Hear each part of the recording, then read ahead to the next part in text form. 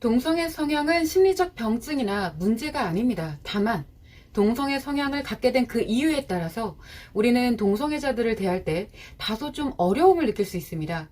대부분의 경우 그들에게 무언가 문제가 있다고 느끼는데 그 이유를 한번 살펴보겠습니다.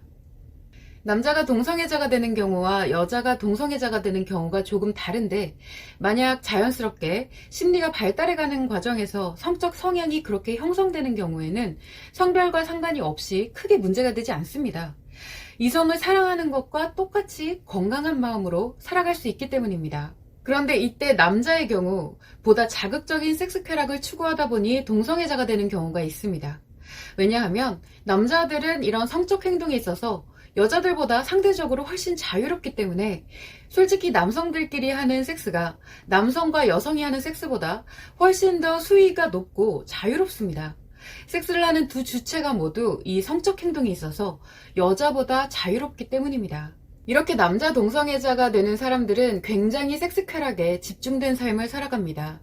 현재 자신을 커밍아웃하거나 동성애자 커뮤니티에서 활발히 활동을 하면서 파트너를 찾는 사람들은 대체로 전부 이런 경우라고 볼 수 있습니다. 이것이 우리가 가장 쉽게 접하는 동성애자의 유형이에요. 왜냐하면 이러한 경우 이외의 남자 동성애자들은 가급적 자신의 동성애를 억압하고 그리고 또 어지간해서는 노출시키지 않고 살아가기 때문입니다. 그래서 우리는 후자의 남자 동성애자들을 잘 볼 수가 없습니다. 한편 여자 동성애자의 경우 자신이 감당하지 못하는 지나친 상처에 의해서 동성애자가 되는 경우가 있습니다. 가령 어린 시절에 어떤 남자에게 성폭력 범죄를 당했다거나 하는 경우라면 그때부터 모든 남자들이 상처의 대상이 되다 보니 남자를 대면하는 것만으로도 숨막히는 상처가 작용을 하게 되고 숨을 쉴 수 있는 곳이 유일하게 이 여자와의 인간관계밖에는 없게 되는 것입니다.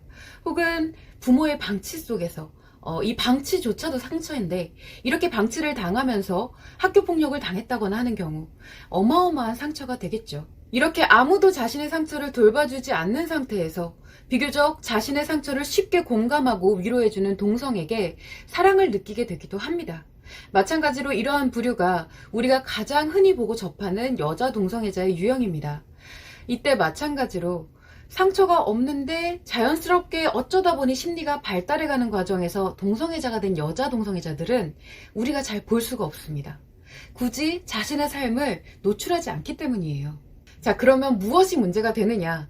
앞서서 우리가 비교적 쉽게 접하는 이 남자 동성애자들의 경우 이성애자들과 섹스 쾌락에 대한 기준 자체가 다릅니다. 도덕과 윤리 같은 것이 거의 적용이 안 돼요.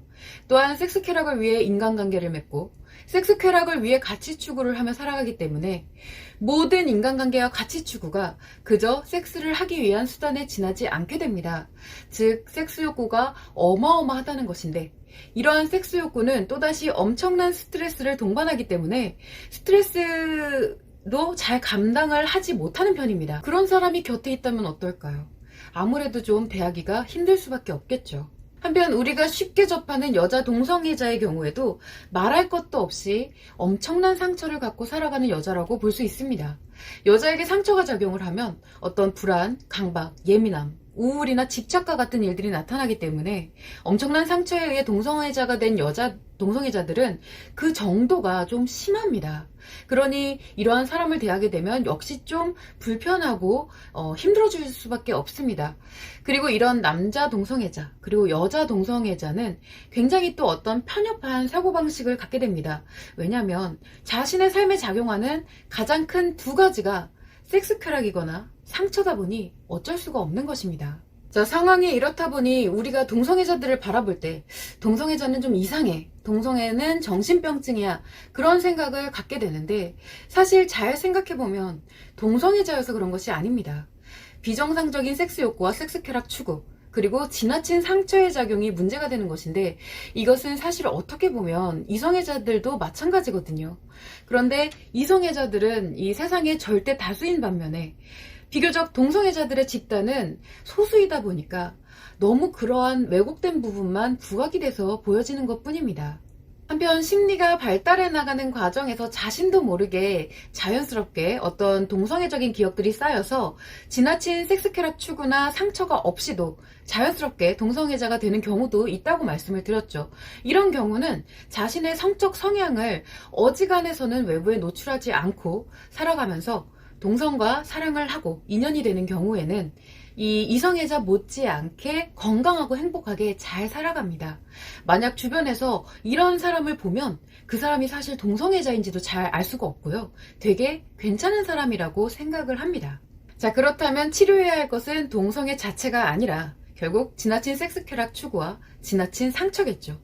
이것은 이성애자의 경우에도 똑같이 해당되는 사항입니다. 이것을 바로잡고 회복하면 여러분이 불편하게 생각하는 동성애자들도 정말 건강하고 행복하게 매력적인 모습으로 살아갈 수 있습니다. 남자든 여자든요. 즉 동성애자일지라도 이성애자와 똑같이 어쩌면 그보다 더 강한 열정과 사랑으로 행복하게 잘 살아갈 수 있다는 뜻입니다.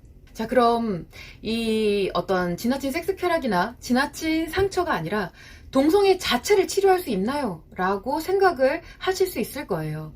일단 제 개인적인 입장으로서는 동성애는 이 정신질병이 아니기 때문에 치료라고 말을 하기도 참 어렵습니다만, 만약 동성애자가 이성애자로 전환할 수 있느냐라는 개념이라면 충분히 가능합니다. 단 당사자의 생각이 매우 중요해요. 그 누구의 생각도 아닌 본인 당사자가 직접 그것을 원해야 합니다. 동성애 당사자에게는 두 가지 선택지가 있습니다. 하나는 이성애자로 전환해서 행복하게 살고 싶다. 이것은 충분히 가능합니다. 또 한편 그래도 난 동성을 사랑하고 싶어. 동성애자의 삶이 좋아. 그런데 이렇게 살아가는 건 좀 힘들어. 라고 하는 경우 동성애자로 살아가면서 충분히 행복하게 살아갈 수 있는 방법도 있습니다. 지금처럼 힘들지 않고요.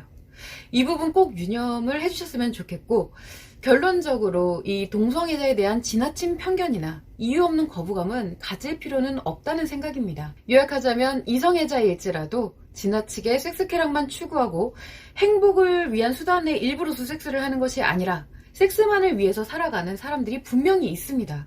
또한 지나치게 많은 상처를 가진 여자도 사실상 요즘에는 넘쳐나는 현실입니다.